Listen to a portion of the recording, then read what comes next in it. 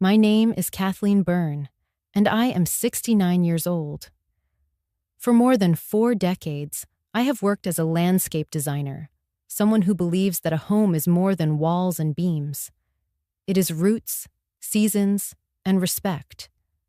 My husband, Arthur, and I built Maple Crest Mansion with our own hands, one brick, $1, one promise at a time. That house was the proof of our quiet love story and the heartbeat of everything we stood for. Yet, on the day I turned 70, in the grand hall where our wedding portrait once hung, I heard a voice that shattered the stillness like glass.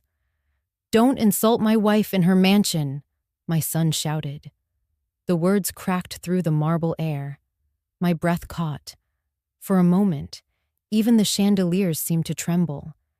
He stood beside her, Victoria, poised in a silk blouse, arms folded as though she were queen of this place. Her lips curved in triumph while my heart, the one that once beat for every step he took as a boy, simply folded in on itself. Her mansion. 2 words, sharp as knives, cutting through the years of labor, the mortgage payments, the nights Arthur and I ate soup so we could keep the roof intact.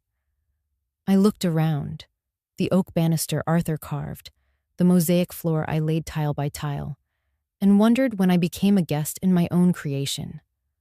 I said nothing. I didn't need to. The silence itself spoke. Love turned into dismissal, gratitude into possession. If you've ever stood in a place you built, only to be told it no longer belongs to you, you'll understand the weight pressing against my chest. Stay with me. This isn't a story of rage. It's a story about boundaries, about what happens when dignity is tested and love is mistaken for weakness. And if you believe respect should never be pawned for comfort, I promise, what unfolds next will remind you that grace can still hold its ground. Victoria brushed invisible dust from her sleeve. "I think you owe my wife an apology," my son added, his voice trying to sound firm, but laced with the uncertainty of a man who no longer knew the truth from the noise around him. Apology? For what? Breathing too loud in my own hall? I felt the heat rise to my eyes, but not as tears, as clarity.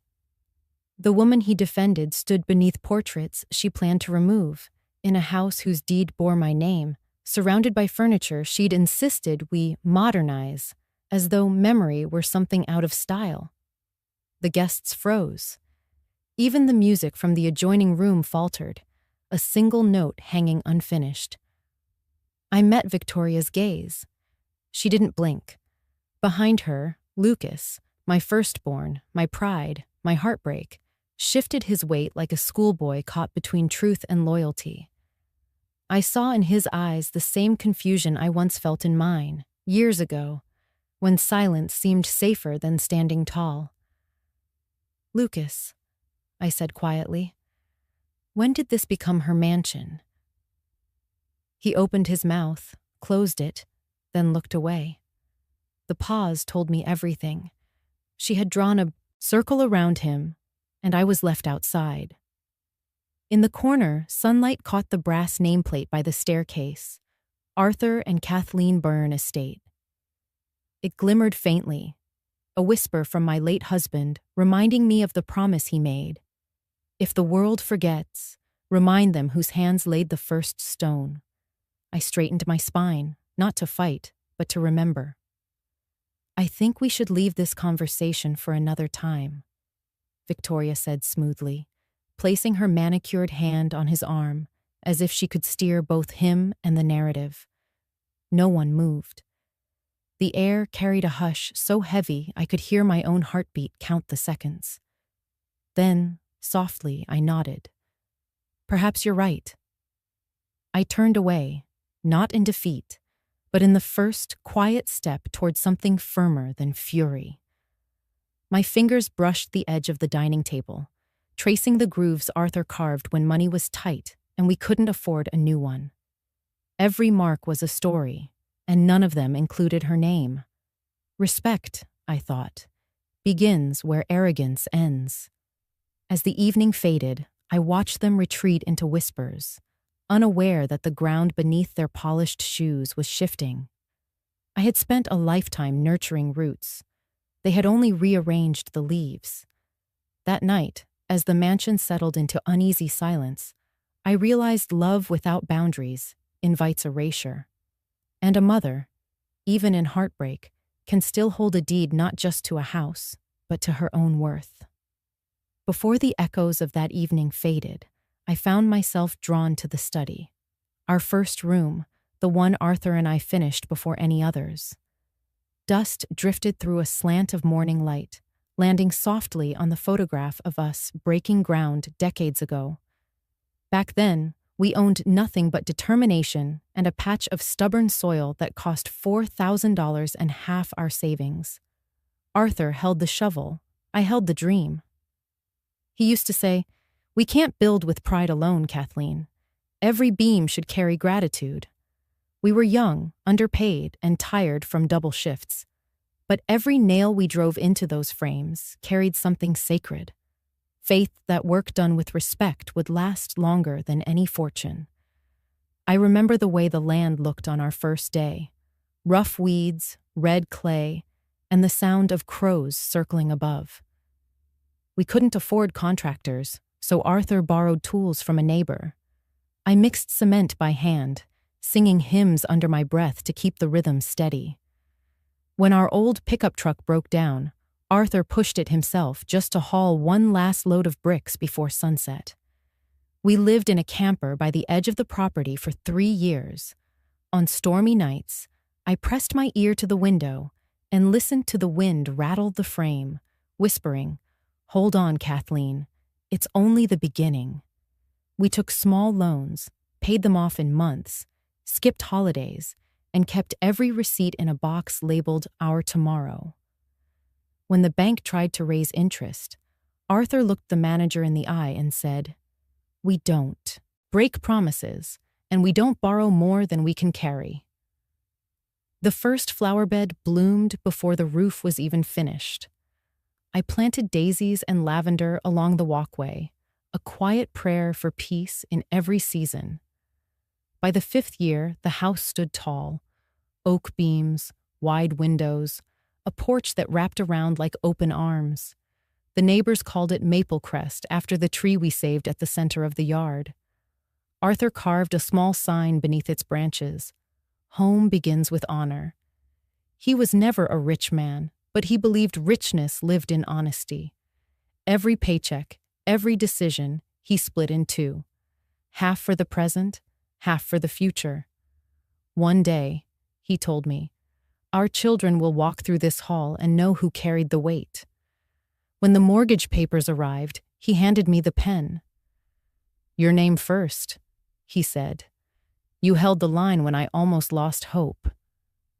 I laughed, said it didn't matter whose name went where, but he shook his head. Names matter, deeds matter. One day, if the world forgets, remind them whose hands laid the first stone.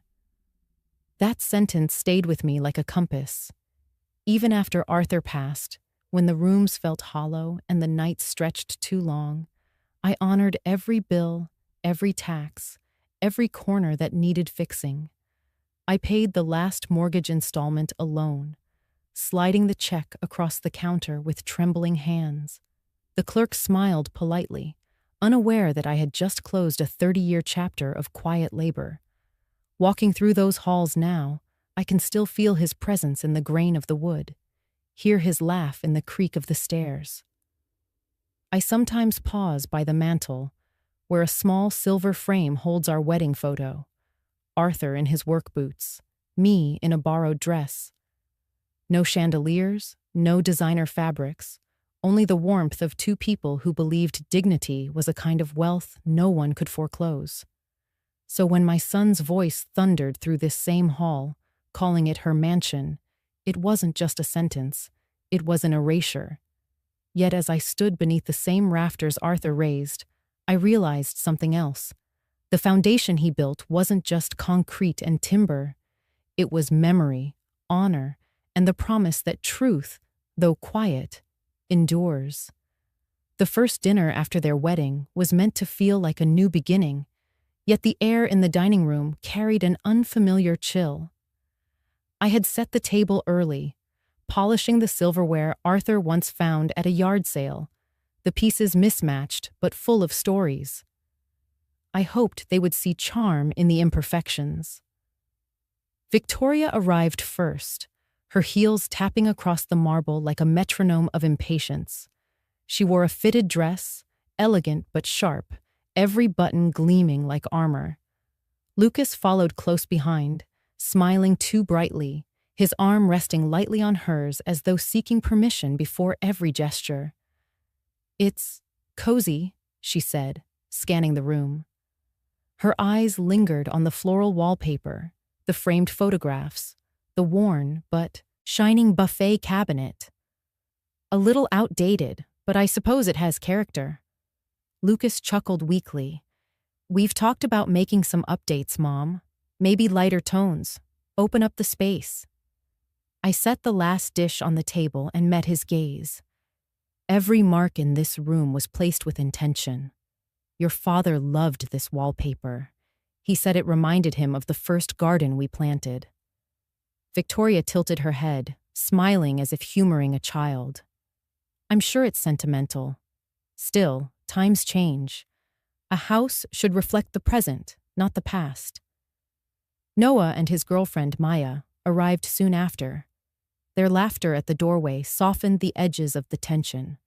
"This smells amazing," Noah said, lifting the lid of the casserole with a grin. "Did you make your rosemary chicken, Mom?" "Yes," I said, grateful for his warmth. "Arthur's favorite." We took our seats. For a moment, there was peace. The clinking of cutlery, the sound of Maya complimenting the meal, Noah's steady voice asking about everyone's week. But beneath the small talk, I felt the unease of a guest in my own home. Victoria's eyes drifted to the chandelier. "I saw a beautiful crystal one online," she mused. "Wouldn't it make this room feel more polished?" Lucas nodded quickly. "Yeah, that might be nice." I folded my napkin slowly. The chandelier was a gift from Arthur's brother. He installed it himself the year Lucas was born. "Oh," she said, feigning surprise. "I didn't realize. Still, sometimes letting go of old things makes room for something better." The sentence landed softly, but I felt its weight. I saw the catalog peeking from her bag, filled with glossy pages of staged perfection, new curtains, modern furniture, and color schemes that had no memory attached. Maya caught my eye, her expression gentle. "I think there's beauty in keeping stories alive," she said quietly. "My grandmother's house still smells like the herbs she used to dry by the window. It makes it feel real." Victoria smiled politely, but her fingers drummed against the table. "Of course, everyone has different tastes." As the meal went on, she offered suggestions between bites, replacing the drapes, painting over the family portraits, removing the shelf of trophies Arthur built by hand. Lucas murmured agreement each time, too eager to please. I sipped my water and listened, letting the words settle like dust on a forgotten book. When dinner ended, Victoria stood and walked to the mantel. "You've kept everything exactly as it was. That's impressive." She lifted a small frame, Arthur's picture, taken the day we hung the final door. "But maybe we could move this somewhere less central. It feels heavy." Heavy. That's what she called the heart of our home. I took the frame gently from her hands and set it back. "Some things belong where they've always been," I said. For the first time, that evening, her smile faltered. Lucas cleared his throat, reached for his coat, and suggested they leave early. I didn't stop them. The door closed behind them with a sound too loud for a peaceful night. As I cleared the plates, I noticed the catalog she'd left behind, open to a page labeled Modern Heritage Collection. I ran my hand over it, then set it aside. The pages were glossy, but they couldn't hold warmth. Love doesn't always leave in storms. Sometimes it slips out quietly, hidden in suggestions and polite smiles. And that night, I realized this house was no longer just shelter. It was a boundary waiting to be redrawn. Days began to blur after that dinner. The mansion still stood in quiet grace, but I could sense the rhythm shifting, small changes that seemed harmless at first, like footsteps out of sync with an old song. Victoria moved through the halls with measured confidence, carrying shopping bags instead of conversation.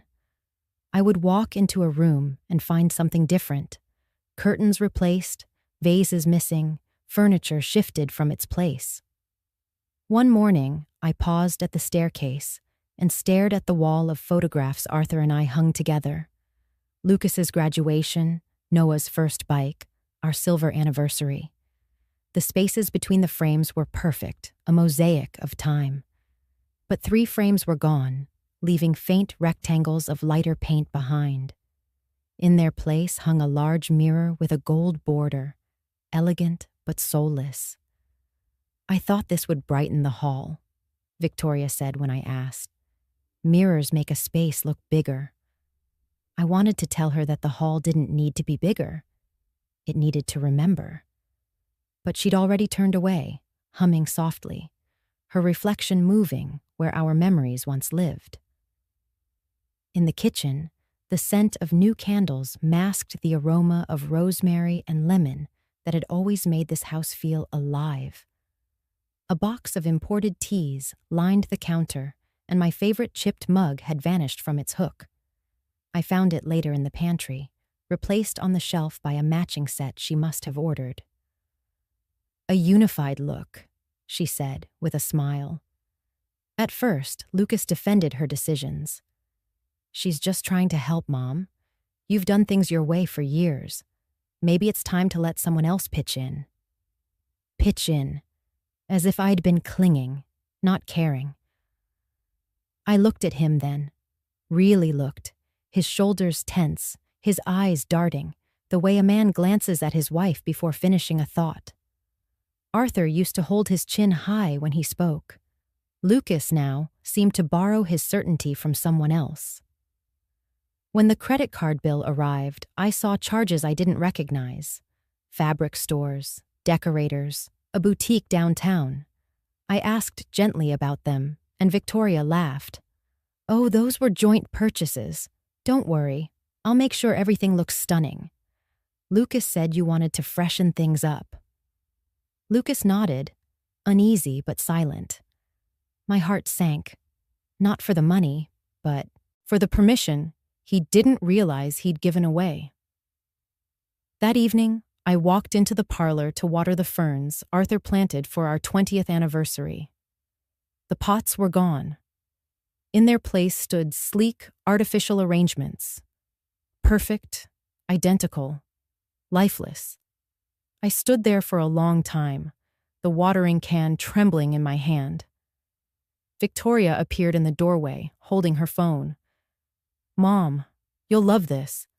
I scheduled a designer consultation for next week. They'll assess which antiques should stay and which should, well, find a new home." "Find a new home?" I repeated softly. She smiled as though I'd agreed. "Don't worry, we'll donate what doesn't fit the aesthetic." The aesthetic. That word carried no memory, no laughter, no sweat from the hands that built this place. Later that night, I opened the closet in the hall and saw that my old gardening boots had been tucked behind a row of high heels. My work apron, the one still stained with soil, was folded beneath a pile of decorative linens. The message was clear. The life that built this house no longer matched the picture they wanted to frame. When I passed the mirror in the entryway, I barely recognized the reflection. The walls looked polished, but cold. The rugs were new, but silent. Even the ticking of Arthur's clock seemed faint, buried under the hum of someone else's taste. I whispered into the stillness, "Arthur, they're painting over our story." The house answered only with the soft creak of old wood, the sound of something enduring even as it's displaced. Respect doesn't vanish overnight. It's chipped away, curtain by curtain, picture by picture, purchase by purchase, until one day you look around and realize your home no longer knows your name. My 70th birthday arrived quietly, wrapped not in laughter, but in absence. The dining room table, once surrounded by voices and music, sat half-set, plates gleaming under a muted chandelier. I had baked Arthur's favorite lemon cake, just as I always did, though there was no one left to ask for the corner slice he used to claim. Lucas called that morning, his tone rushed. "We'll be a little late, Mom. Victoria wanted to stop by the boutique first." "That's fine," I said softly, though the word fine caught in my throat. The candles flickered on the counter, waiting. I set out the brooch Arthur had given me on our 25th anniversary, a sapphire nestled in silver, shaped like a blooming iris. He'd said, "When you wear this, you carry my promise, beauty that doesn't fade when seasons change."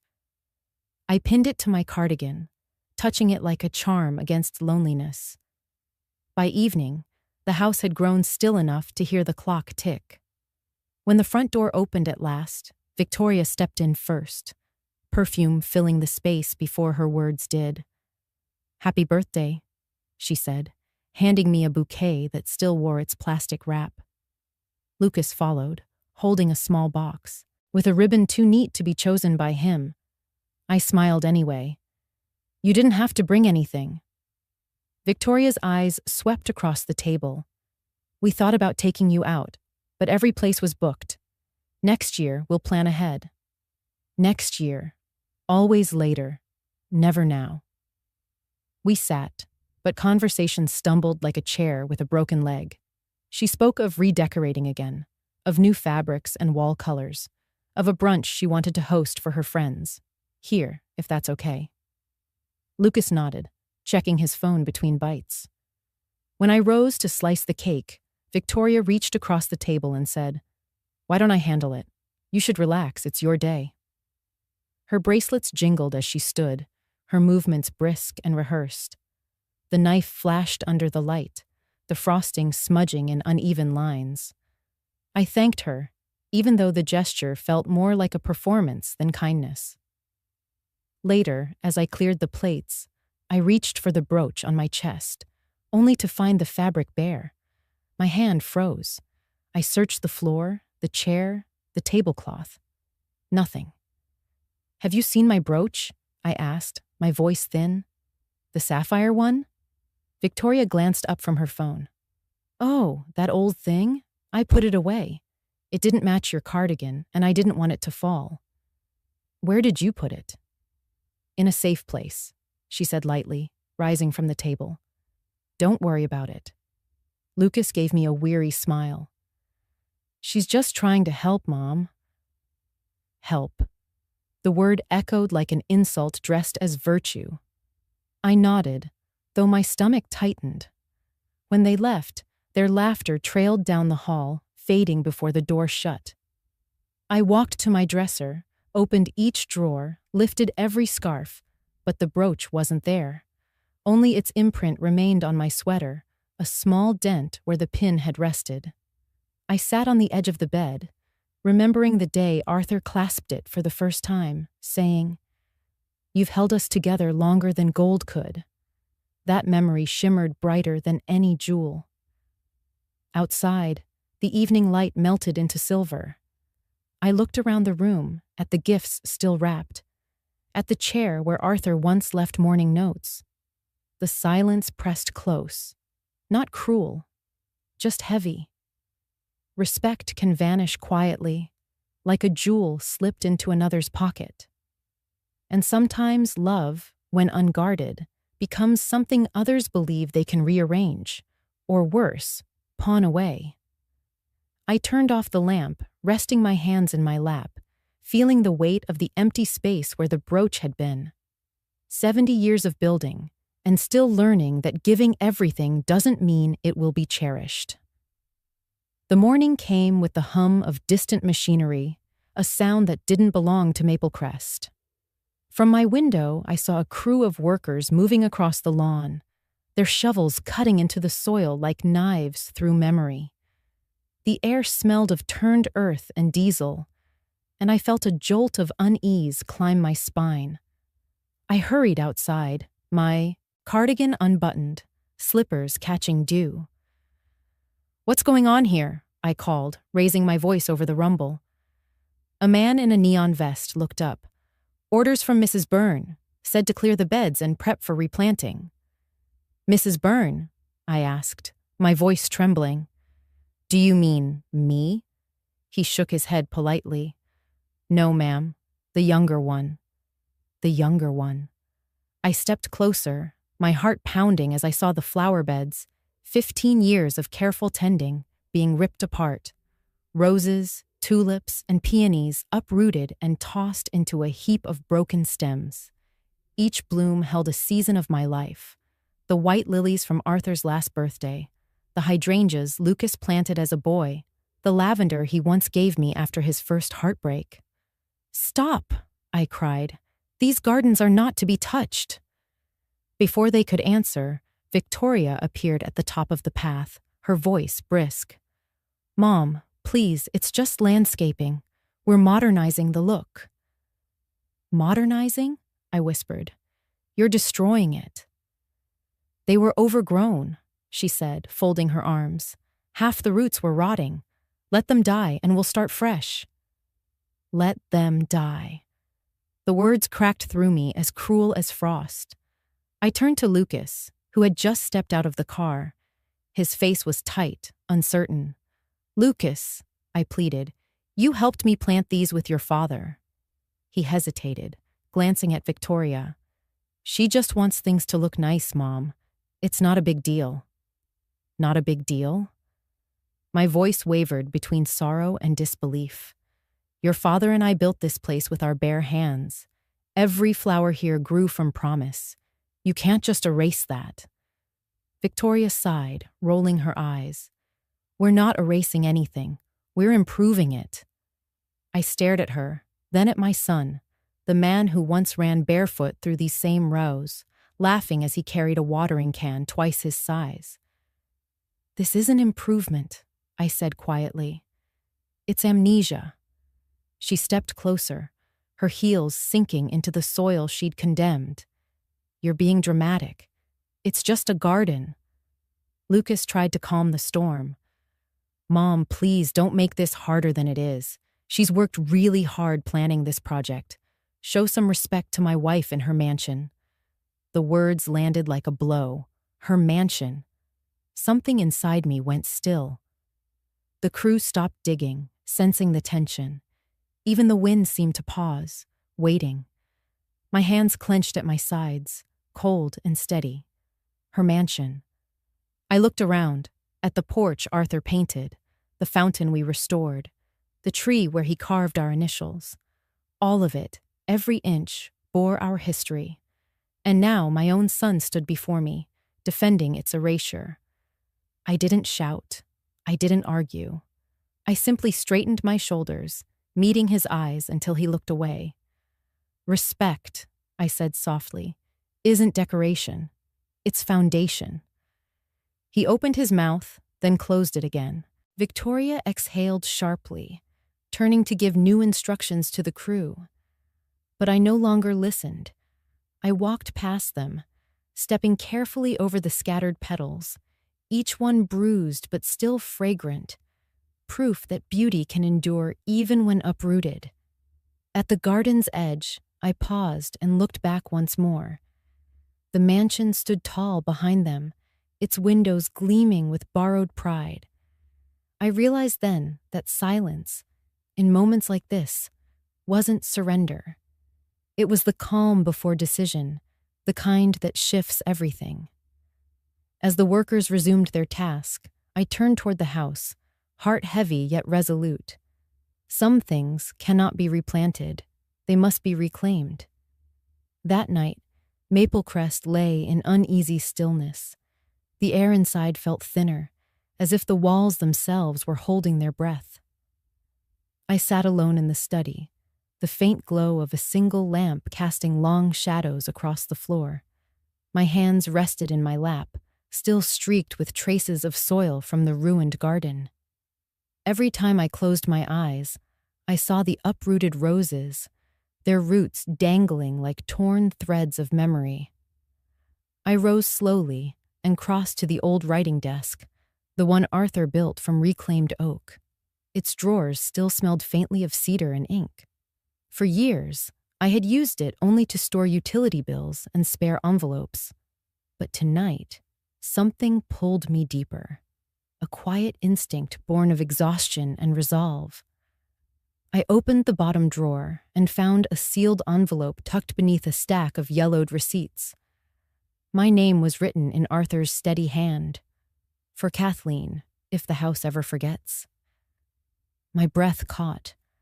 I ran a finger along the fold before opening it carefully, afraid the paper might crumble under the weight of time. Inside, the letter unfolded with the soft crackle of memory. My dearest Kathleen, if you're reading this, I know the years have carried more than their share of burden. Houses age, so do hearts. But I want you to remember what built this place. It wasn't money or mortar, but the promise that respect is the truest foundation. Should the day come when others claim the roof, yet forget the hands that raised it, stand firm. Do not shout. Do not bend. Just remind them whose love laid the first stone. I pressed the paper to my chest, tears warming the corners of my eyes. His voice came back to me in pieces, hammer on wood, laughter over coffee, the way he'd pause mid-task just to whisper, "We're building more than a house, Kathleen. We're building a legacy."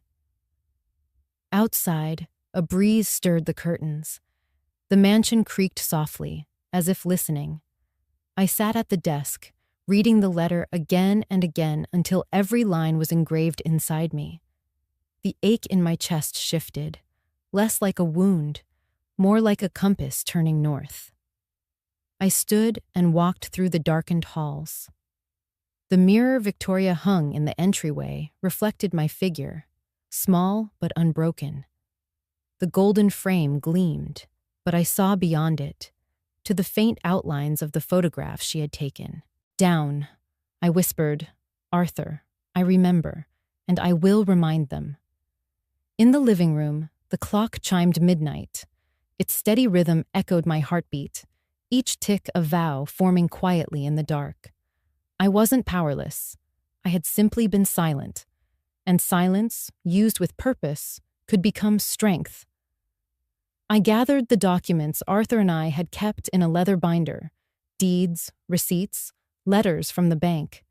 Every page bore proof of the work we shared, the sacrifices we made. I set them neatly on the desk beside his letter. Tomorrow, I would no longer stand at the edge of my own life, waiting for permission to breathe. Before turning in, I walked out to the porch. The night smelled of damp earth and distant rain. The garden lay wounded, but not dead.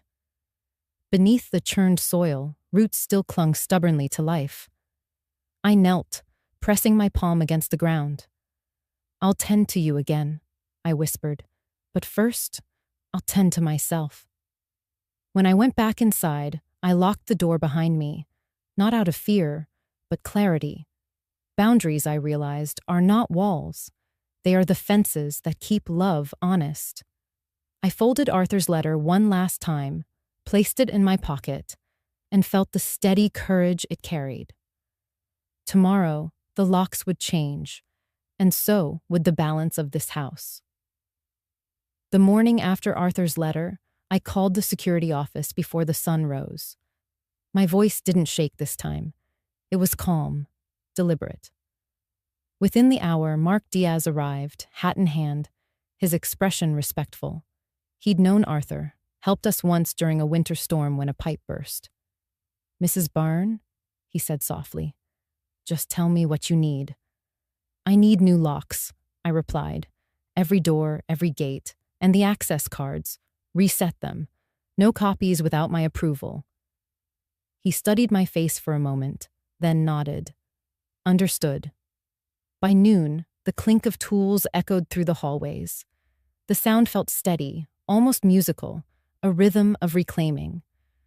Mark worked carefully, updating each lock, sliding a new brass key into my palm when he finished. "Only you have these now," he said. "Would you like me to stay tonight, just in case?" "That won't be necessary," I answered. "Sometimes peace returns only when we choose it." When dusk fell, the mansion seemed quieter than it had in years. The hum of uncertainty had lifted, replaced by a stillness that wasn't empty, but alive. I brewed a cup of tea, the same blend Arthur favored, and carried it to the porch. The wind moved gently through the trees, brushing my cheek like a blessing. For the first time in months, I felt the ground beneath me steady, the house exhaling with me in tandem. But peace often invites its own test. Close to midnight, headlights swept across the driveway. I watched from the window as Lucas and Victoria stepped out of their car, bags slung over their shoulders, laughter dissolving into confusion when the gate refused to open. Lucas pressed the fob again and again, frowning. Victoria tried her key at the front door, jiggling it once, twice, nothing. Her voice rose, sharp in the still night. "Did you change the locks?" Inside, I stood motionless, fingers curled around my new key. Lucas pounded on the door. "Mom, open up! What's going on?" Their voices echoed through the empty halls, bouncing off walls that no longer belonged to them. I didn't move. The clock ticked steadily behind me, each second stretching into understanding. "Respect," Arthur once said, "isn't proven in comfort, but in consequence." Outside, Victoria's tone grew frantic. "She can't do this. It's my home too." But the mansion didn't answer. Neither did I. After a while, their shouting dulled into silence. I stepped closer to the window and saw Lucas lower his hand, his shoulders sagging under the weight of his own disbelief. Beside him, Victoria stood rigid, her breath visible in the cool air. For the first time, I saw not triumph in her face, but uncertainty, like a queen discovering her crown was made of paper. The night settled again. I turned away from the door and made my way down the corridor, my slippers brushing the polished wood. In the hallway mirror, my reflection caught the lamplight. Behind it faintly, I imagined another scene. A boy of 6, standing at the same gate decades ago, clutching a wooden toy ship Arthur carved for him. "Mom, can I come in?" he'd asked, eyes bright, voice soft. Now, the same man stood outside, but the question carried a different weight. I pressed a hand to my heart and whispered, "When respect knocks again, I'll open the door." The house creaked gently, as if in agreement. Upstairs, the wind moved through the rafters, humming a low, steady tune that wrapped around me like a lullaby. It wasn't revenge. It was restoration. Of space, of memory, of worth. I turned off the lights one by one, letting the mansion rest. Each key glimmered faintly in the bowl by the door, small symbols of boundaries long overdue. For the first time in a long while, I slept soundly, knowing I hadn't locked anyone out of love, only out of disrespect. Morning sunlight spilled across the kitchen floor, soft and golden, settling over the teapot still warm from dawn. The house felt lighter, the silence no longer tense, but earned. I poured myself a cup of tea, sat at the table, and listened to the familiar creaks of maple crest as it stretched into a new day. My day. The phone rang, its sharp trill breaking the calm. I let it ring twice before lifting the receiver. "Mom?" Lucas's voice was cautious, threaded with uncertainty. "We're outside. The gate's still locked. We just need to come in, grab a few things. It'll only take a minute." I stared at the window where the magnolia branches swayed gently. "Lucas," I said evenly, "there are some things that don't take a minute to mend." He sighed, the sound weary. "Please, Mom. We don't want trouble. Just open the door." An open door means nothing if respect doesn't cross the threshold first. My voice didn't rise, but each word felt measured, solid. "If you wish to enter, you start with an apology, specific, honest, and meant." Silence lingered on the other end. Then, a muted exchange. Victoria's voice in the background, sharp and indignant. Lucas tried again, softer now. "Can we talk about this later?" "No," I said gently. "Later is how we lost our way. Today, we begin again. Or not at all." "Mom, it's not fair," he muttered, frustration creeping in. "Fairness isn't the question, Lucas. Ownership is. And not just of property, but of actions." I reached for the folder resting on the table, the one Arthur and I had kept for decades. "I'm looking at the deed right now. Your father and I paid every cent. My name is still the one written on it. Respect that before you demand entry." He exhaled hard, a sound halfway between shame and disbelief. "So this is how it is?" "This is how it has to be." A faint echo carried through the line. Victoria, whispering something I couldn't catch. Then the sound of footsteps, retreating gravel, the distant slam of a car door. The call ended without goodbye. I set the phone down and closed the folder, tracing my name across the page. The ink had faded slightly over the years, but it was still clear, still mine. Ownership wasn't just about possession. It was about memory, about every sacrifice inked into the soil of this place. I rose and walked to the front window. The gate stood firm, sunlight glinting off the new brass lock. Beyond it, the world went on, traffic murmuring, leaves falling, time moving forward. Inside, I breathed in the scent of lemon polish and oak, the aroma of a home reclaimed. Respect, I realized, isn't a door that swings open for anyone who knocks. It's a threshold kept sacred by truth. I placed the keys in the bowl by the door, one for each lock, front, back, and garden gate. Each carried the quiet promise that love can forgive, but dignity must lead the way. Then I sat once more, the tea now cool, and let the morning light rest on my hands. There was no triumph in the moment, only clarity. Boundaries weren't walls. They were lines of grace, firm, gentle, and drawn in the language of self-respect.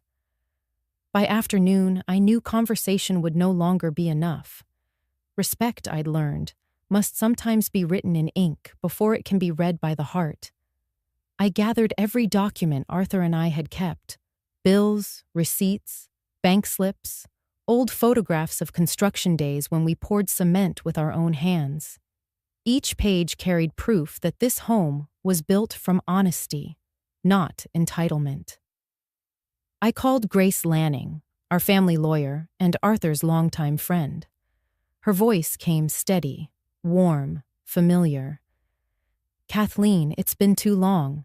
How's Maplecrest holding up?" "Well," I answered, "the house is standing strong. It's the people inside it who've forgotten their footing." Grace paused, understanding instantly. "Tell me everything." When she arrived that evening, we sat at the kitchen table where Arthur once reviewed blueprints. I spread the papers across the surface, one by one. Deed, mortgage releases, closing statements, even Arthur's final insurance letter. She examined them carefully, nodding. "This is airtight," she said. "There's no question. The title's yours." "Then why?" I asked softly. "Does it feel like I'm the trespasser?" "Because some people mistake kindness for surrender." Grace met my eyes. "But we can fix this. We'll file a quiet title action. It'll reaffirm your legal ownership. No noise, no spectacle. Just clarity." Her words steadied me. Quiet title. Justice that doesn't shout. Exactly the kind Arthur would have chosen. Grace opened her briefcase and drew out a notepad. I'll need statements, dates, anything suspicious. I told her about the unauthorized purchases, the changes made without consent, the credit charges in my name. I described the missing brooch, the forgery I suspected, and the arrogance that had crept into daily life. Grace's brow furrowed deeper with each detail. This isn't just disrespect, she said. It's manipulation. Later, she contacted Sophie Ling, a private investigator she trusted. When Sophie arrived, a sharp-eyed woman with calm confidence, she carried with her an energy of precision. She listened without judgment, jotting notes as I spoke. I'll dig quietly, she promised. These patterns often repeat. If she's done this before, we'll find it. A week later, Sophie returned with a folder. Inside were copies of public records, marriage certificates, divorce filings, court transcripts.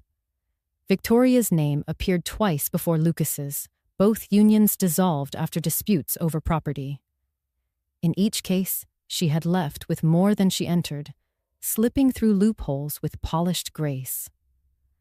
I traced my finger along the ink, feeling a chill settle over my resolve. So it was never about family, it was about territory. People like her, Sophie said, see love as a contract, not a covenant. They build empires out of other people's trust. Grace closed the folder and looked at me firmly. We'll finalize the paperwork tomorrow. Once the quiet title is granted, her claims will have no ground to stand on. The next morning, we filed at the courthouse. The clerk stamped the documents, the sound echoing like a gavel in miniature. As I walked back to my car, the autumn wind lifted the corners of my coat, cool and sharp, but refreshing. For the first time in months, I felt protected, not by walls or locks, but by truth. At home, I placed the court receipt beside Arthur's letter on the desk. Smoke from the chimney curled outside, rising into the fading sky. It carried the faint scent of cedar and peace. The house, once clouded by confusion, now breathed clearly. Law, I realized, isn't the enemy of love. When wielded with honor, it's its strongest ally. And sometimes, reclaiming your voice begins with signing your name where it always belonged. The following week, the air around Maple Crest shifted again, but this time it was not heavy. It was watchful. The locks gleamed new, the papers were filed, and for the first time, the mansion felt like it knew its own name again. I spent the morning pruning what remained of the roses, trimming away what had been broken.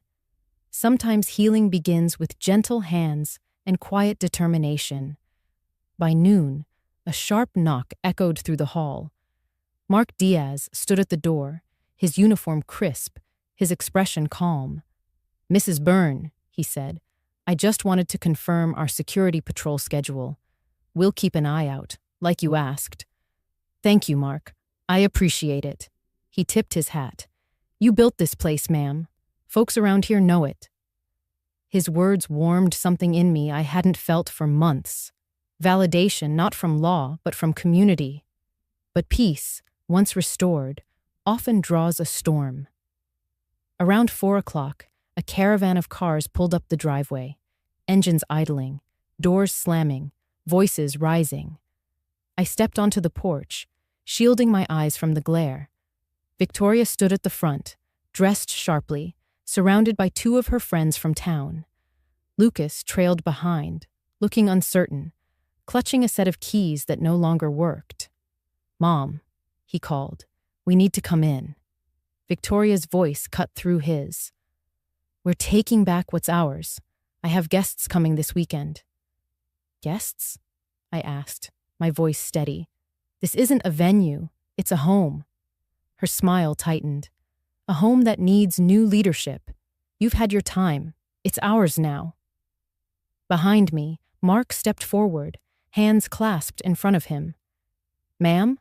he asked quietly. "Yes, Mark. I believe this is where you do your job." Victoria blinked. "Excuse me?" I turned toward her, my tone even but unyielding. "This property is under my ownership. The deed bears my name. You were asked to respect that. You refused." I nodded to Mark. "Please escort them off the premises."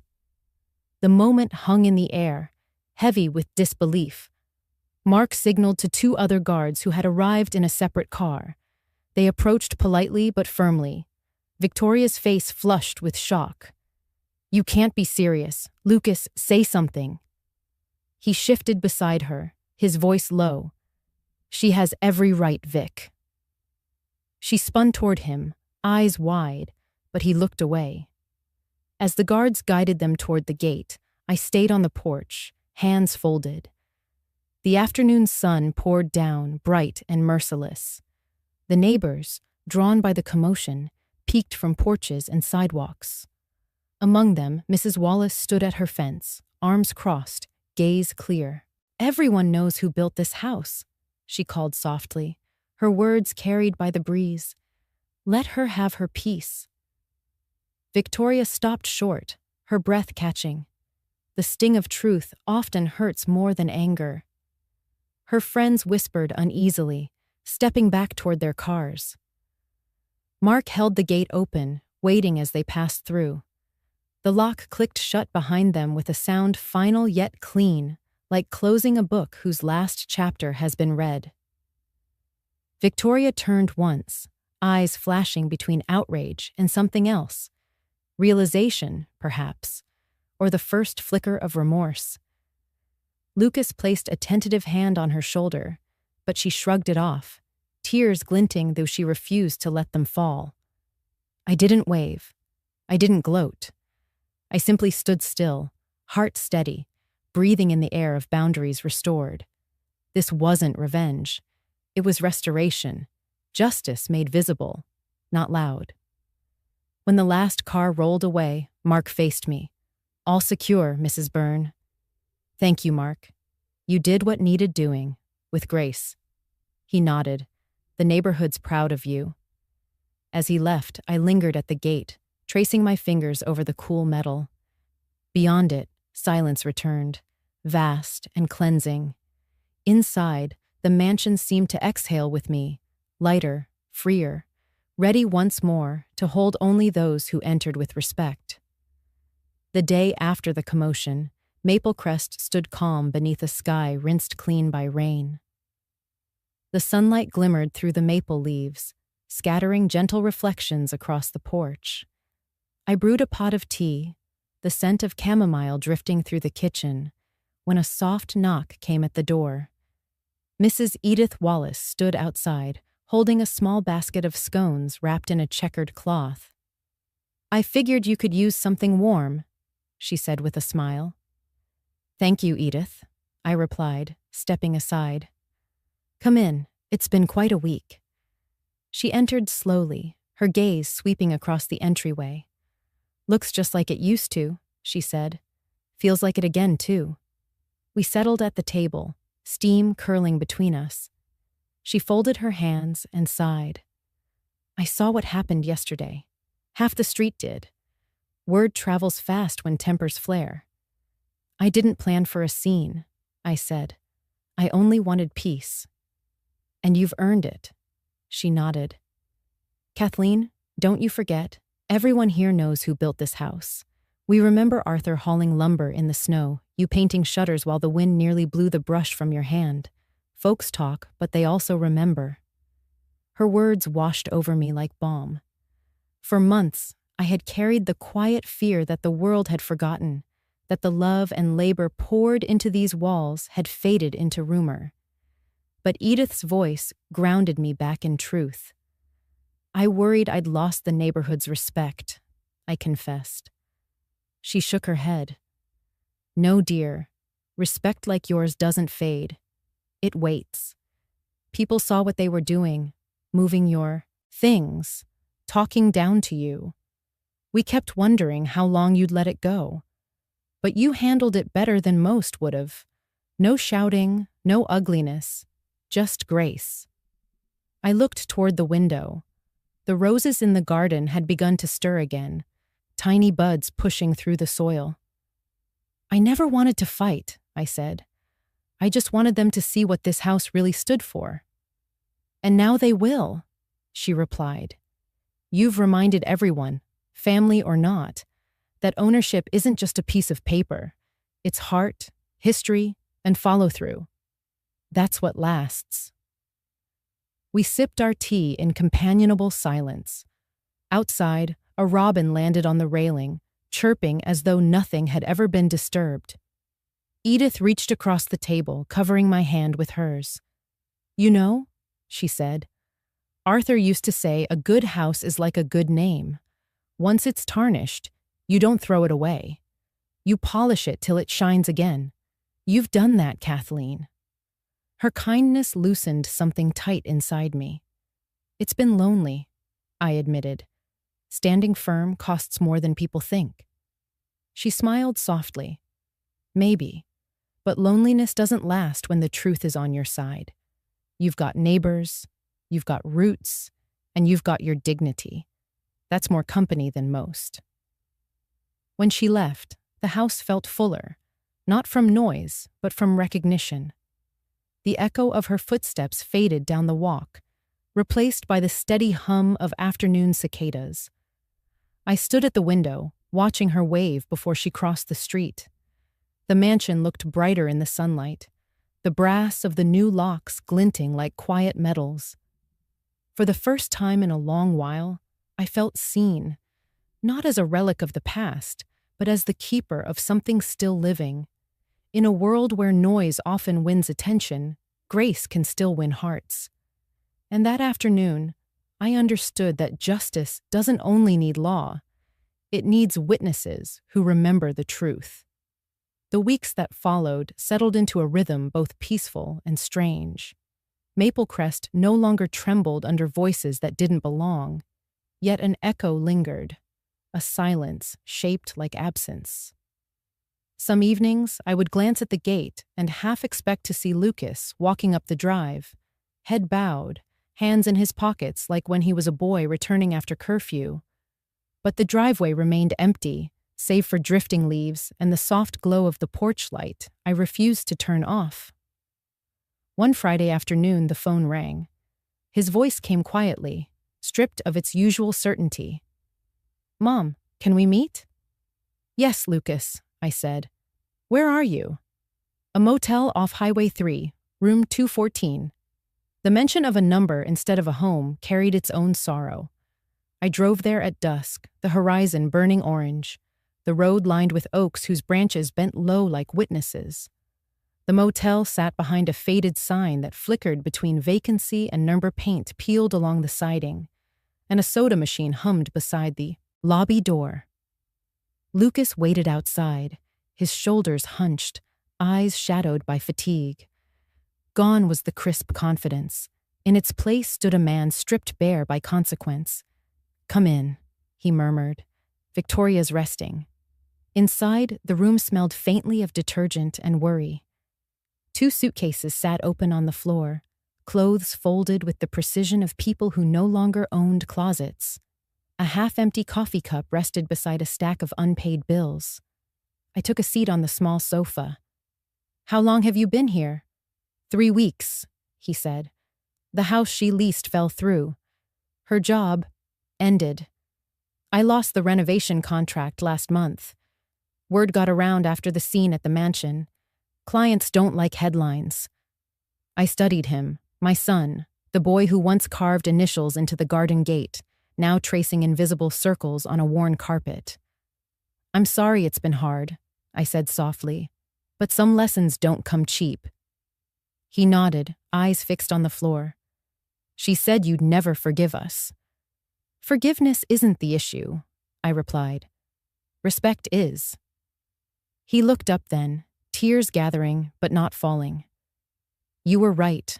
About everything. I let someone else tell me who you were. I thought siding with her meant being strong." "Strength," I said, isn't measured by volume.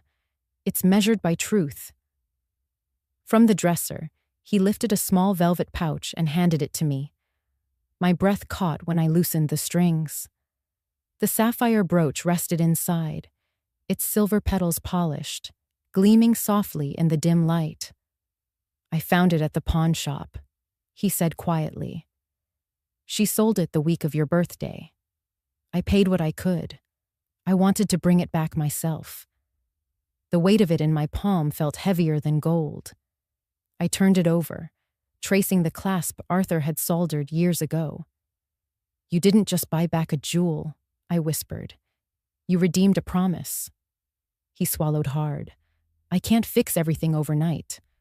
"No," I said, fastening the brooch to my sweater. "But you've started where it matters." From the bed, Victoria stirred, her eyes red from sleep. She looked smaller than I remembered, her voice faint. "Kathleen, I didn't know you'd come." "I came for my son," I said, "but I'm glad you're here to listen."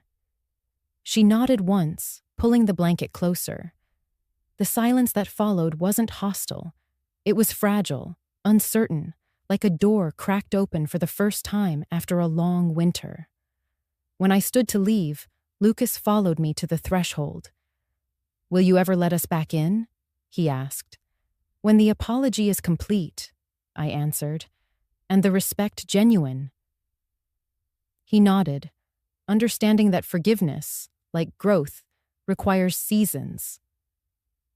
As I drove home beneath a sky blooming with stars, I touched the brooch at my collar. The gemstone caught the light from the dashboard, flickering with quiet resilience. In its glow, I heard Arthur's voice. Again, steady, sure, proud. "Some roots survive the storm," he used to say. "They just need time to breathe." A few days after meeting Lucas, a knock echoed through the mansion. Quick, insistent, the kind that announces trouble before it speaks. When I opened the door, a woman stood there, her resemblance to Victoria unmistakable, the same sharp jawline, the same guarded eyes, but colder. She wore a fitted blazer and a smirk polished by habit. "You must be Kathleen," she said, stepping forward without waiting for an invitation. "I'm Celine Hale, Victoria's sister." I steadied myself. "What brings you here, Celine?" She crossed her arms, surveying the foyer as though assessing a rival's prize. "I came to clear a few things up. My sister's been living out of a motel, thanks to you. She told me how you humiliated her, calling security, locking her out, parading her mistakes for the whole neighborhood to see." I closed the door gently behind her. "I didn't humiliate anyone. I asked for respect in my own home." "Respect?" Celine scoffed. "She was trying to help you. You're clinging to an old house, to memories no one else values. You've turned your son against his wife, all because you can't share what's already half theirs." "Half theirs?" I repeated softly. "Did she show you the deed?" Celine faltered, then straightened. "Paperwork isn't everything. Family is about fairness." I met her gaze evenly. "Fairness begins with truth. The papers simply hold us accountable to it." Her lips pressed thin. "You think you've won. You think locking them out makes you righteous. But all you've done is isolate yourself. One day you'll realize power without love is just emptiness." Her words landed sharper than she intended, but not in the way she hoped. I saw, beneath her posture, the same fear that haunted Victoria, the dread of being unseen, unheard, unloved. It wasn't cruelty that bound them together. It was insecurity. "Celine," I said quietly, "you've come here to defend your sister, but you're not helping her. She doesn't need another voice feeding her anger. She needs space to remember who she was before envy taught her to take what wasn't hers." She frowned, confused. "What are you talking about?" "This house was never about possession," I continued. "It's about legacy, roots, not walls. You call me stubborn, but I'm rebuilding what was broken. Respect, honesty, family, the foundations your sister cracked. For the first time, her eyes softened, doubt flickering in them. She said you'd twist it all to sound noble. I don't twist truth, I restore it. She stepped back, arms loosening. You really believe she can change? I believe anyone can, if they face what they've done. Celine hesitated at the threshold, her defiance draining into something more human.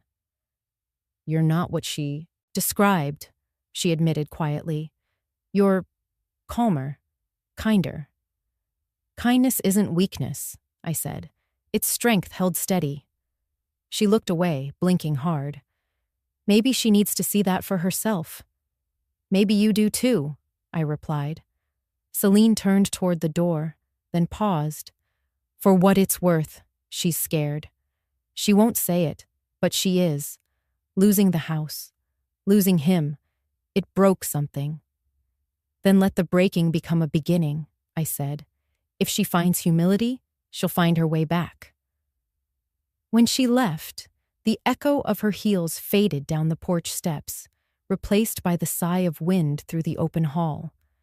I stood alone again, yet the emptiness didn't feel hollow. It felt necessary, like soil turned over before planting anew. Tears welled, unbidden. Not from anger, but from the ache of still being a mother, even to those who wounded me. Forgiveness wasn't a key to hand out freely. It was a gate I was willing to open only when remorse knocked softly, not demanded entry. I walked to the garden window. The first lilies had begun to bloom again, stubborn and tender. Their resilience mirrored my own. Healing, I realized, doesn't silence pain. It repurposes it, teaching the heart where to stand and when to bend. The call came late, long after the lamps were dimmed and the house had folded itself into quiet. I almost didn't answer, thinking it was a wrong number, until I heard his voice. Hoarse, unsteady, stripped of everything except truth. Mom, Lucas whispered, I'm sorry for calling this late. I just didn't know who else to talk to. Where are you? I asked, sitting up, already reaching for my coat. He hesitated. A bar near the river, the one Dad used to take us to for root beer floats. The mention tugged at memory. That old booth by the window, the scent of cedar and orange peel, Arthur's laughter rising over the jukebox. Stay there, I said. I'm coming. The streets were nearly empty, slick from an earlier rain. Streetlights stretched long reflections across the pavement. When I arrived, the bar glowed dimly under a flickering sign. Inside, the jukebox still hummed faintly, the same tune from decades ago. Lucas sat alone at the counter, elbows on the wood, a glass untouched before him. He looked up as I approached, eyes red, not from drink, but from a battle waged within. Mom, I messed everything up. I sat beside him. Tell me. He rubbed his face, voice breaking. She told me tonight that if I loved her, I had to cut you off completely. No calls, no visits, nothing. He paused, his hand shaking. And for a second, I almost agreed. Almost? He nodded slowly. Then I thought about Dad, about how he treated you, how he built everything with your name beside his. I realized I didn't know what love meant anymore. I thought protecting her meant betraying you, but all it did was betray both of us. I laid a hand on his arm. Love that demands disloyalty isn't love, Lucas. It's fear wearing perfume. He stared at the glass before him. I thought I was being a good husband, but I forgot how to be a good son. No, I said softly. You forgot how to be a good man. A good man stands in truth, even when it costs him comfort. He winced. I wanted to prove I could lead, that I wasn't weak. But the more I tried to control everything, the smaller I felt. You don't lead by controlling, I said. You lead by listening, to conscience, to kindness, to reason. He turned toward me, eyes full. Can you forgive me? Forgiveness, I said gently, isn't the question. The question is, can you change? He took a trembling breath. I want to. I'm tired of shouting. I'm tired of being a stranger to the woman who raised me. For a long moment, we sat in silence, the jukebox melody weaving through our quiet. Then I reached into my pocket and placed Arthur's letter on the bar. The paper, worn and soft, bore the strength of years. Your father wrote this, I said. He told me that if the world forgot, I should remind them whose hands laid the first stone. But maybe it's time you read it too. Legacy isn't just what you inherit, Lucas. It's what you choose to continue. He unfolded the letter carefully, his eyes scanning each line, his lips parting as though every word rebuilt something inside him. When he finished, he pressed the paper to his heart. He never shouted, did he? No, I said, smiling faintly. He didn't need to. Truth spoke loud enough. He nodded, a tear slipping free. I'll talk to her. I'll make it right. If she can't walk this road with honesty, then I'll walk it alone. I rose and placed a hand on his shoulder. Don't walk alone. Walk in the open. Come home when respect leads the way. Outside, the night air smelled of river water and redemption. Lucas followed me to the door, the first hint of peace returning to his face. He didn't need promises. He needed direction. And as he stood beneath the faded neon light, I saw not the lost boy nor the misguided man, but a son finding his footing again, guided not by guilt, but by grace. The next morning, the mansion was washed in pale light, the kind that feels like a beginning rather than a reminder. I was tending the small patch of lilies by the porch, fresh blooms breaking through what once looked barren, when the phone rang from inside. The sound carried through the hall, urgent but uncertain, as though the caller wasn't sure they deserved an answer. I wiped my hands on my apron and lifted the receiver. This is Kathleen. For a heartbeat, only silence, then a breath, shaky and fragile. Kathleen, it's me. Her voice, softer than I'd ever heard it. Victoria. I waited. I need to say something, she continued quickly, as though afraid. Courage might fade if she paused. I've been playing the victim, but I wasn't one. You were, and I'm sorry, truly sorry. The words hung in the air, trembling but clear. She went on, voice cracking.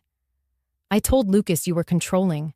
I told myself this house would never feel like mine unless I erased your touch. But that wasn't about decor or ownership. It was about jealousy. You built something beautiful, something stable, and I wanted that feeling without earning it. I said nothing, letting her speak. The truth, when it finally escapes, shouldn't be interrupted. I moved your photos, she whispered, because I couldn't stand seeing love that didn't fracture. I pawned your brooch because it reminded me of everything I pretended not to want. Devotion, patience, roots. Her breath hitched. You didn't deserve the way I treated you. And Lucas, he only echoed what I shouted loudest. I leaned against the counter, fingers tracing the grain of the wood Arthur once sanded smooth. You've thought about this, I said softly. For weeks, she replied. Since the gate. Since the night we stood there and realized we had nowhere else to go. I kept telling myself you'd never forgive me. But maybe forgiveness isn't the point. Maybe it's understanding the damage before asking for repair. An apology without awareness is just noise, I said. But awareness, that's the beginning of healing. Her voice steadied. Then let this be my beginning. I'm sorry for moving your things. I'm sorry for speaking over you. I'm sorry for calling your stewardship weakness, for calling this my mansion when it was built from your hands and your husband's heart. Outside, a breeze stirred the chimes, their song gentle, forgiving.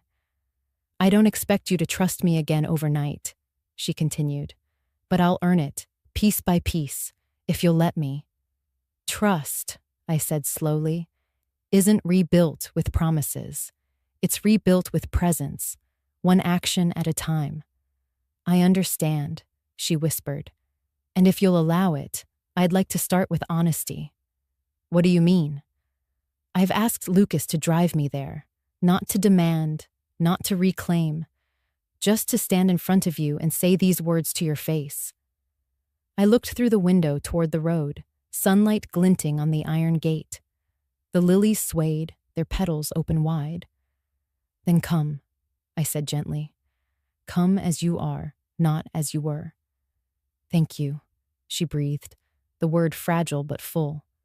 "We'll be there before dusk." When I hung up, the house seemed to sigh, a release I hadn't realized it was holding. I pressed a hand over my heart and whispered, "Arthur, she's finally learning the language of truth." The clock chimed noon, steady and sure. For the first time, I wasn't waiting for apology. I was preparing for reconciliation, not a return to the old, but a new foundation built on earned respect. Outside, the air smelled of rain and renewal. Somewhere beyond the gate, a car engine turned, beginning its quiet journey home. By the time the sun bent low behind the trees, painting the sky in shades of honey and rose, I heard tires crunching over gravel.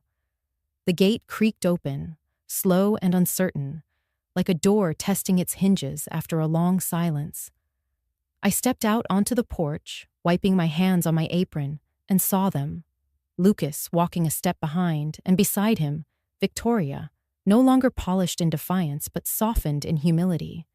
She wore a plain blouse, sleeves rolled to her elbows, hair pulled back loosely, no jewelry, no guarded stare. In her hands, a small bundle of wildflowers, daisies and clover, the kind that grow uninvited but thrive anyway. They stopped a few feet away. For a long moment, none of us spoke. The cicadas filled the quiet, and the breeze rustled through the maple leaves like pages turning. Then Victoria took a small step forward. "I didn't come to defend myself," she began. "I came to ask for grace." Her voice wavered, but she didn't look away. "I've spent weeks replaying every word I threw at you, every change I made to your home, every look that tried to erase you. I thought taking control would make me feel secure. Instead, it made me hollow, because deep down, I was never fighting you. I was fighting the part of myself that never felt enough." Lucas looked at her, surprise flickering in his eyes as if hearing her heart speak for the first time. Victoria's gaze lifted to meet mine. "When I moved your photos, it wasn't about decor. It was envy. You built a love I never saw growing up, and instead of learning from it, I tried to dismantle it. You gave me kindness, and I answered with contempt. You offered me belonging, and I mistook it for threat." Tears filled her eyes, but her voice grew steadier. "I sold your brooch because I couldn't stand the reflection of what I hadn't earned. But when Lucas found it and returned it to you, I realized some things can't be bought or borrowed. They have to be honored." She opened her hands, revealing a small slip of paper, creased, smudged, handled often. "The pawn ticket," she said quietly, "a reminder of what greed cost me." I stepped down from the porch, closing the space between us until the scent of clover mingled with the roses by the path. "Victoria," I said softly, "I never wanted to see you fall, only to stand beside me with respect." She nodded, voice trembling. "I thought respect meant surrender. Now I know it means reverence, for what came before, for what holds us up." Her tears spilled freely now, her shoulders shaking. "I'm sorry. For the words, for the lies, for the damage I did. I can't undo them, but I can face them. I don't ask to be let in. I ask to earn the right to knock again."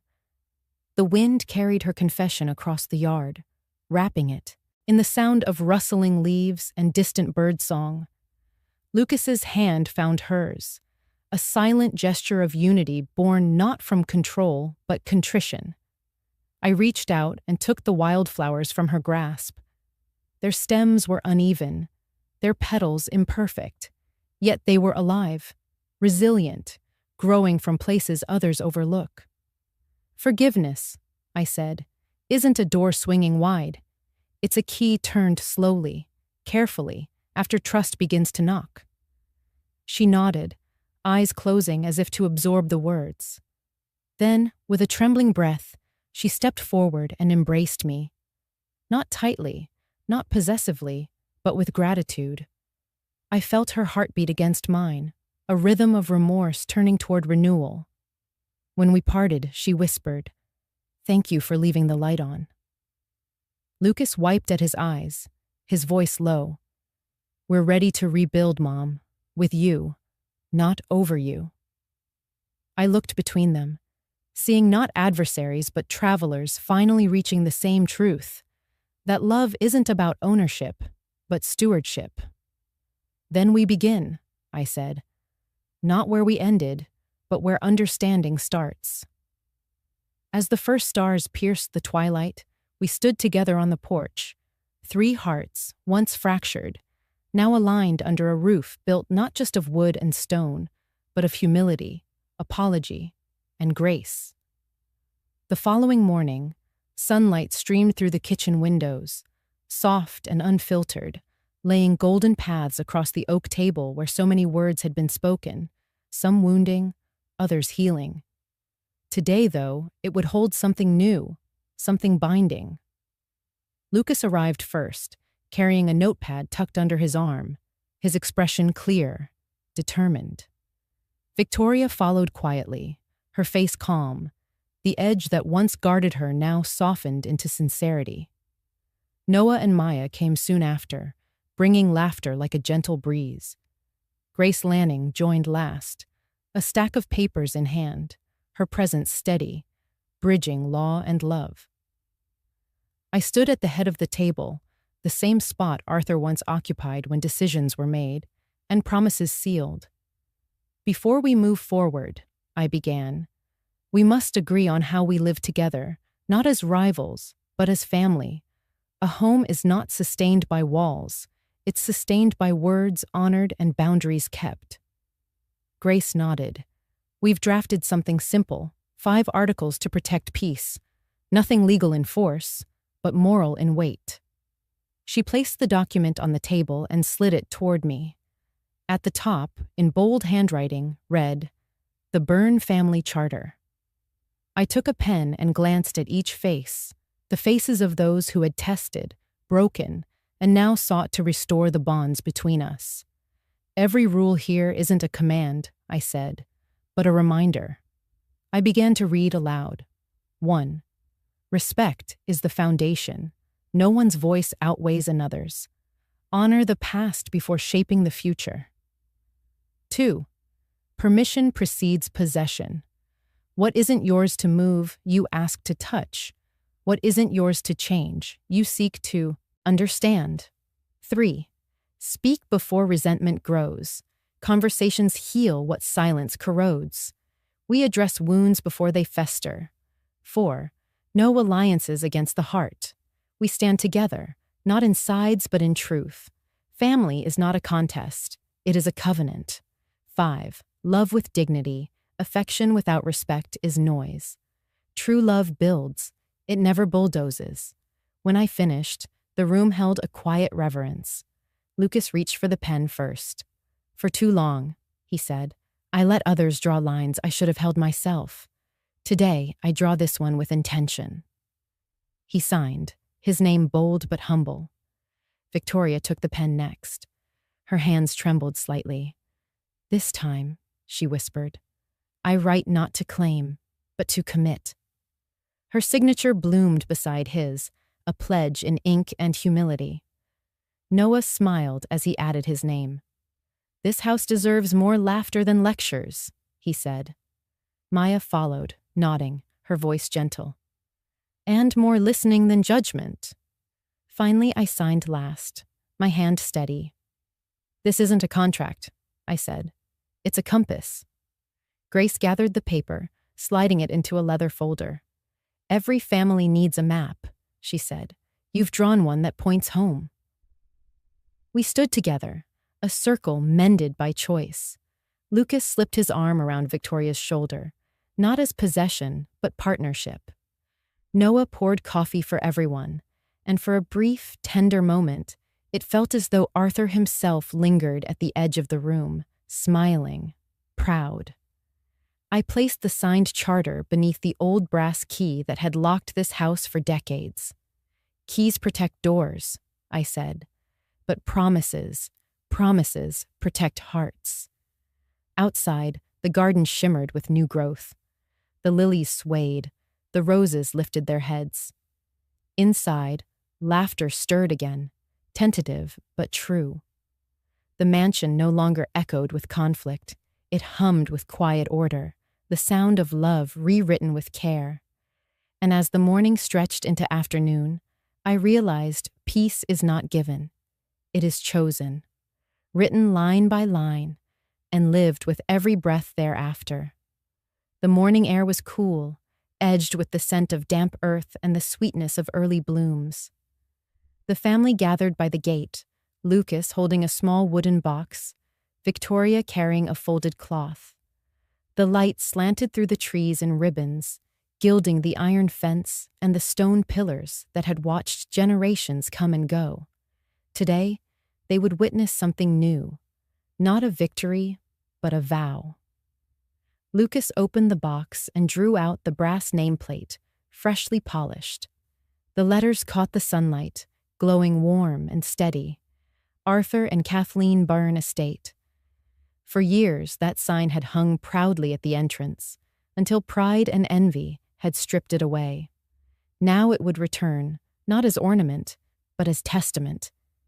He ran a thumb across the inscription, his voice quiet. "I should have never let it come down." I touched his arm. "It's not the fall that matters, Lucas. It's what you choose, to lift again." Victoria unfolded the cloth and revealed a set of screws, the same ones Arthur once used when he mounted the plate himself. Her eyes shimmered with tears. "May I?" she asked softly. "Please," I said.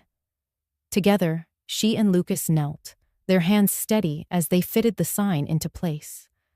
The screwdriver turned slowly, each twist echoing against the stone like the rhythm of rebuilding. When the last screw was set, Lucas stepped back, brushing dust from his hands. We all stood before it in silence. The letters gleamed like memory reclaimed. The brass reflected more than sunlight. It reflected the lesson hard-earned, that names are not trophies. They are roots, anchoring us to the soil of integrity. Victoria reached for my hand. "I can't undo what I said," she murmured, "but I can make sure every person who walks by knows whose love built this home." "You've done more than that," I said. "You've remembered." Behind us, the sound of footsteps on gravel drew our attention. Mrs. Wallace approached, her sun hat tilted, a smile breaking across her face as she took in the scene. "Well," she said, nodding approvingly, "that's a sight I've been waiting for. It looks right again." "It does," I replied, glancing at her warmly, "like the house can finally breathe." She patted my shoulder. "Houses know when they're loved, Kathleen. So do people. Don't let anyone forget it again." As she walked back toward her porch, a gentle breeze swept down the lane, stirring the maple leaves and carrying with it the faint scent of lilac. The gate stood open, not wide, but enough, an invitation balanced with boundary. Lucas slipped an arm around Victoria.